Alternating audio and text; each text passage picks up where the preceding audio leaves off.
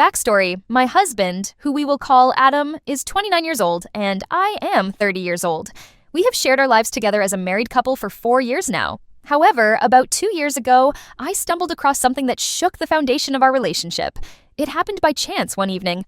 I was clearing out some old messages on my phone, and I thought about Adam. I decided to check the messages between us just for a trip down memory lane. That's when I noticed something peculiar.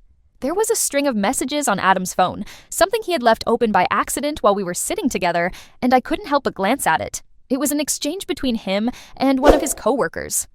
Let's call her Hannah. Now, these messages weren't anything too explicit or overtly romantic, but they did sit with a weight on my chest that was hard to ignore. These conversations had been going on for months, quietly, imperceptibly, growing without my knowledge or involvement. While the messages themselves were not outright incriminating, they definitely demonstrated a closeness and familiarity that hinted at the possibility of more than just a casual work friendship. It was clear to me that it was a mutual friendship that could easily progress to something more substantial if given the opportunity. In that moment, my mind whirled. My heart pounded with a mix of confusion and betrayal. Why would he pursue such a secretive friendship if it was simply that? Just a friendship. If there was truly nothing to hide, why would he feel the need to conceal it from me? It didn't make any sense. When I confronted Adam about this, I chose my words carefully. I expressed my discomfort, not at the mere fact of their friendship, but at the secrecy that cloaked it. I laid my emotions bare, asking why he felt the need to hide something that, according to him, was innocent.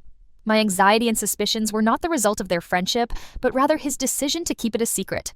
Adam, for his part, tried to explain, though his explanation did little to soothe the churning in my stomach. He reasoned that his secrecy was a defensive maneuver. He knew I would react this way. He claimed that because he understood my nature, he thought it better to withhold this piece of information. He assured me repeatedly that there was truly nothing between them to be worried about. Hannah was, after all, married to someone else. Let's call him Joe. Adam kept on insisting that their relationship was nothing more than a work friendship, a friendship that thrived in the hours tethered to workplace chatter and camaraderie. I nodded, absorbing his assurances, demanding that, moving forward, he should limit his contact with her and remain open with me about their interactions. As time went on, however, Hannah's presence remained a steady, almost ingrained part of Adam's work stories. Whenever he recounted tales of his day, her name was there, nestled amongst office anecdotes, and it made me uncomfortable. Despite my growing unease, Adam would consistently brush off my concerns, painting me as the overreacting partner, misinterpreting what he saw as harmless. I found myself caught in a cycle of doubt and insecurity, constantly wondering where incompatibility ended and betrayal began. It was a precarious situation, teeter-tottering on the border of trust and distrust. And all the while, unaware that these innocent conversations had the potential to quietly progress beyond friendship. However, time seemed to be an unkind companion, as my efforts to navigate through the fog of uncertainty did not extinguish my unease. The whispers of discontent began to build in volume within my mind, not yet loud enough to act upon definitively, but impossible to ignore. Adam continued to reassess and replay his justification whenever I brought the subject up. Each time his words circled back to assurances laced with reassurances that my concerns were baseless. Though his defenses were aplenty, the truth of the matter was, they weren't powerful enough to silence my inner dialogue. The stealthy mistrust planted itself quietly and nestled within the fertile ground of my heart, morphing with every passing day into a more tangible presence. Periodically, I found myself broaching the topic yet again, as the cycle continued much to my dismay. Each iteration brought with it a new layer of complexity to weave through, as my concerns were met with impatience and a repeated story of innocence veiled in a cloak of dismissal. Yet, I sought to reason with myself again and again, pondering over every word, imagining scenarios where Adam's hesitancies were genuine, innocent apprehensions about my reactions, rather than harbingers of deceitful behavior. But every "you're overreacting" sunk my heart a little deeper. Each story where Hannah's name unwillingly wove itself, a fresh cut, always subsequently dismissed as unnecessary, irrelevant. As time wore on, I became accustomed to living within the binds of polite discomfort. It was a finer balance keeping peace and retaining a sense of stability in our household, where echoes of concern rippled quietly beneath the surface. And for a while, that was my reality, living with whispers behind smiles, swallowing back niggling thoughts that refused to lose their potency, no matter how powerfully love might dictate otherwise. Adam, however, showed no signs of unease on his end, portraying a man tethered firmly to his beliefs that our disagreements over the friendship wouldn't shatter the scaffold upon which our marriage stood. This unwavering certainty in his demeanor was at first comforting. His persistent and sincere assurances painted over my worries, blurring them momentarily before the doubt crept back in as silence enveloped our interactions. I sometimes felt like I was oscillating between two realms, one being the assurances Adam offered, lending itself as a beacon of hope, and the other a darker realm spun heavily with questioning shadows that refused to leave. I could never reconcile the two long enough to fully subdue my restlessness.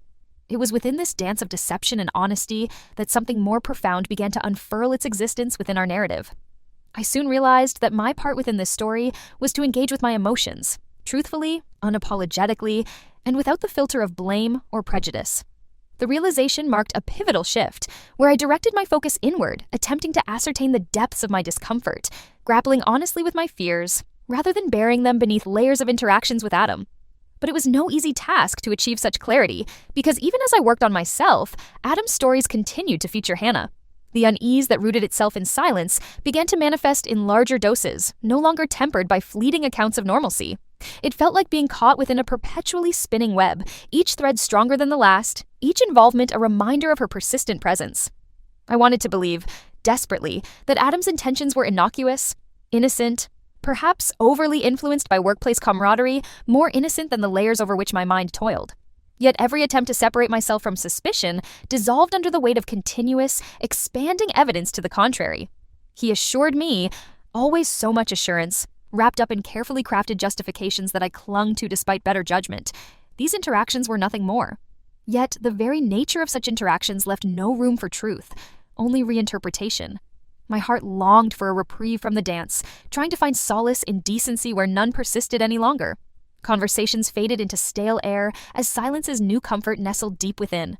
Our marriage's foundation bearing the weight of uncertainty, now too tangible to metamorphosize with comforting words. Behind closed eyes, I traced circles of doubt instead of assurance, and the undeniable truth simmered beneath my constructed narratives until they could be ignored no more.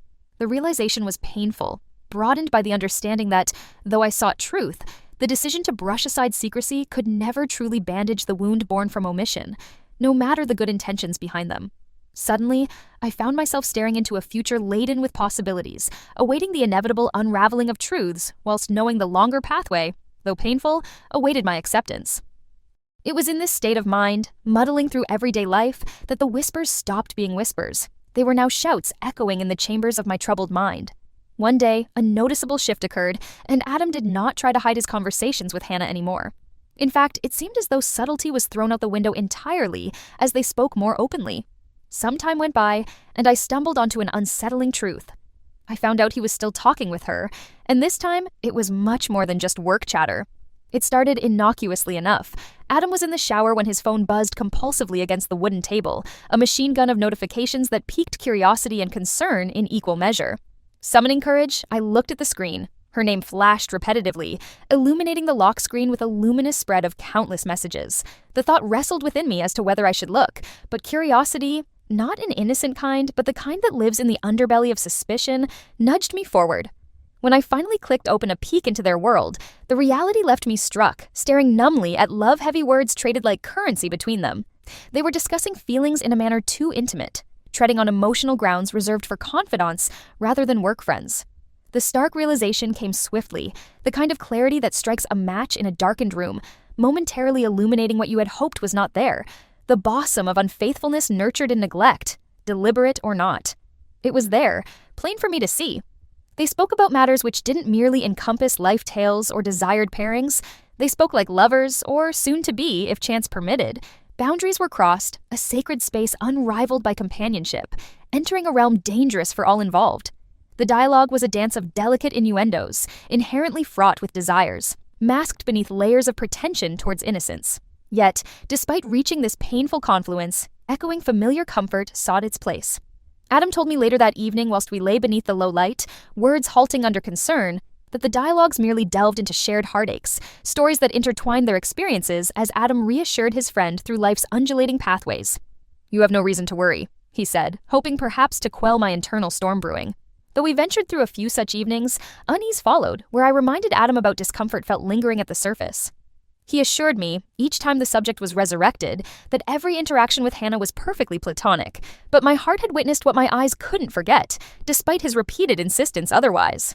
Unsettled and distressed, I broke my silence, suggesting that Adam remove himself from interactions with Hannah until clarity prevailed in our lives. It was an attempt at reconciliation, a final grasp towards a faltering connection in hope of saving what we invested into building for years, our unity. Days passed quietly, unassuming, until an evening when Adam revealed, with traces of doubt clouding his earlier convictions, he could not cease communication. The entangled emotions sat heavy upon his conscience, he claimed. The matter wasn't as straightforward as simply ceasing interaction. That response stoked the fire, carving through pretenses into recognition of betrayal bred between them. Within a fragile moment of resolve, realizing further silence would no longer preserve the core of our relationship, I asked Adam to contemplate, seriously, the repercussions divided loyalties would bring. It was with a heavy heart I concluded he should stay away for the weekend until revelations bid him return. Alone or not, the choice now was his. Reluctantly, but without further argument, Adam gathered his essentials, meant in part to secure distance from a storm that threatened our horizons. He spent that weekend elsewhere, seeking refuge amidst familial comfort. As severe weather struck our house in earnest, an anomaly rendered me texting Adam for updates, seeking assurance. It was during this weathering of literal and emotional tempest that news reached me. Adam, from his sanctuary, had resumed words with Hannah in earnest, unaware of storm more dangerous than nature's fury. It seemed his declarations held to no account, torn as easily as softened parchment. That revelation cut deeper, stripping away my remaining defenses that still grasped for hope. Regaining composure, I realized that shackling myself to future unease through desperate love built on harmful pretenses rendered our union null. It was time, then, for activation through decisive strength, reclaiming autonomy from the fabric of deceit stubbornly clinging. He came back home the next morning before work. It was early, the sun barely peeking over the horizon. I watched him as he tended to the dogs outside, tending to them like it was any other day. Yet, for me, it was anything but. My mind churned, going over and over the texts that I had seen on his phone. I hadn't planned on snooping. Well, not really, but living with a shroud of suspicion clouding every interaction, I had caved to the doubts festering in silence. As he took care of the pets, a resolve steeled itself within me, bubbling up not in anger, but a calm acknowledgement of my own worth. I had seen enough. Once he was back inside, wiping the morning dew off his shoes and smiling at me like nothing was amiss, I seized the moment. Taking a deep breath, I looked straight into his eyes and told him that I wanted a divorce. The words hung in the air, a solemn decree not of failure, but of new beginnings, a chance for both of us to find truth elsewhere. At first, his expression froze in shock, as if he grasped at the threads of fading reality. Almost instantly, the depth of my words sank in. Adam's face contorted, a visage of realization and desperation intermingled. I didn't stop there. I told him what I had seen on his phone, the exchange of messages with Hannah that were all but innocent, binding them through secrets no spouse should harbor. His defenses crumbled under the weight of my knowledge. The depth of betrayal that spilled out from those texts was undeniable, an image once constructed unraveling into stark honesty. I watched him as he faltered in speech, scrambling for excuses that no longer held sway. "You've lost all decision-making power in our relationship. It's up to me now," I declared, my voice steady, unfaltering. The room felt heavier, the reality setting in with every passing second. Adam stood there wordless, shackled by the burden of choices made and the looming consequences of his actions. In that silence, the finality washed over us both, the end of us, and perhaps the beginning of something more truthful for each of us, in separate paths. I felt it was crucial to protect myself and act decisively. The gravity of the situation weighed on me as I walked out of the door, prepared to take charge of my destiny once more. At work, I carefully crafted messages, only this time I was not seeking forgiveness or reconciliation. These were messages of truth, designed to illuminate the shadows cast by deceit. First, I informed his parents. They needed to understand the reality unfolding under their roof. Next, I reached out to his brother, subtly implying that Adam might require a place to stay soon. Gathering my conviction, I sent an email to Joe, Hannah's husband. I outlined the emotional affair that had unfurled behind closed doors, providing specifics of their exchanges that haunted me. Before sending, I included a stern message emphasizing that any harm to Hannah resulting from this revelation would not go without consequence. I would personally alert the authorities if necessary. This was not an act of malice, but one of transparency, ensuring that each party knew the truth and could make informed decisions. Lastly, I extended an olive branch of understanding to Hannah. I wanted to communicate what her actions had inflicted, expressing my anguish yet asserting my desire for no further contact. I forwarded the email sent to Joe, so she was fully aware of his knowledge, preparing her for the inevitable fallout. When Adam learned of my outreach, he was livid. He accused me of disrupting lives and jeopardizing jobs by using work emails. His anger echoed through our home, his words sharp with accusation, as if my actions superseded the betrayal we'd endured. Amidst the chaos, a call from his mother cornered me with blame, suggesting I would bear responsibility for any harm that befell her son. But I remained composed, apologized for distressing her, and ultimately blocked her number, closing the chapter with a sense of resolve. Was it harsh? Perhaps. Yet, in those moments of decision-making, I considered not just the pain, but also the right to truth. All parties deserved honesty, and through the storm of emotional tumult, I stood by the certainty of my actions. Each word, each message was penned to unearth the truths hidden beneath the veneer of the lives we lived, paving the way for healing and closure.